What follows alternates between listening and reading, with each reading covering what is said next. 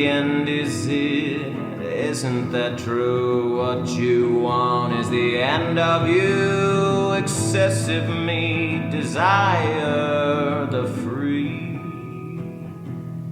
Did you like the new non-duality busker out front? Yeah, cool. Except when he said, what was it? Something about wanting the end of me. I don't want an end to me. I want an enlightened me. I want to know who I really am. And then teach enlightenment. Who's that on the screen? The unteaching. No. So what's being suggested here is that everything is an unteaching. Everything is an unteaching. Everything that appears, since it's not happening to anyone, seemingly the illusion of something happening, but it's actually really not happening. Seemingly something that is understood, but it's really misunderstood. Seemingly something is seen, but it's really unseen. So all of this apparent speaking about this is not landing anywhere. It's not going anywhere. It's not making a point. It's not trying to make a statement. It doesn't have any location. All of these words are empty. Everyone is listening is empty. So this is not a teaching. It's kind of like an unteaching. And before you can say that, isn't an unteaching also a teaching? Yes. But I have to use concepts to dispel the concept. Before you can attach to a word like emptiness, nothing, everythingness, whatever word that you can, that you're trying to grasp or trying to understand or trying to know is unknowable. Because these words are just really trying to point out to the emptiness of everything already. So there's nothing to teach. Since everything is already empty, this is an exposure, a communication that there's nothing to teach, because everything that seems to be understood is not true. What I've understood isn't true.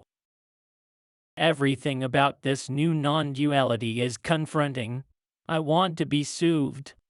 Do you mean soothed like the story of Santa? Or the story of a virgin birth, fathered by someone living in the sky, who looks a bit like the god of thunder? Okay, not that, but maybe a nice absolute consciousness who, if I get it right, I can become one with. I can be welcomed home, and I'll understand everything. But what if there is no you to understand anything and nothing to understand?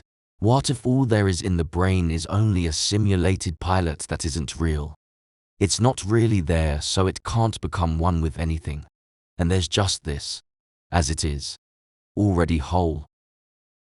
That sounds relaxing. That sounds like death. Bhakta, did you know that believing in a higher power is very good for the body budget? It's not real. There's no truth to it, but it's soothing and healthy.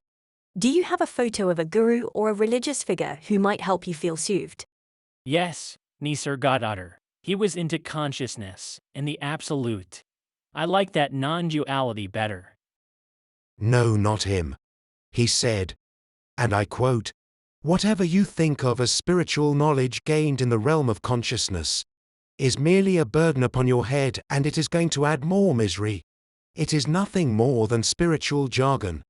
He said consciousness wasn't real. No! You need cold water. Is there a shower out back? Bhakta, go have a cold shower.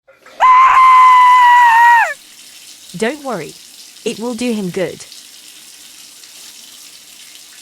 Will Bhakta feel better after an ice-cold shower? Will gazing at a photo of a guru soothe his nervous system? Will he keep seeking enlightenment in consciousness? Or is there something to what Clyde said about this being all there is?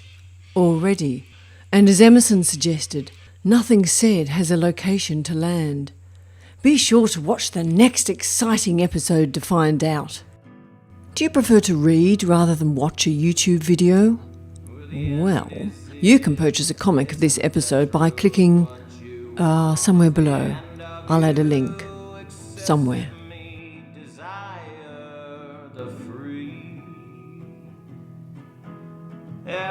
me filled, stilled, unchilled, speaking in riddles and riddling rhymes. Am I nickels and dimes? Are these capital crimes?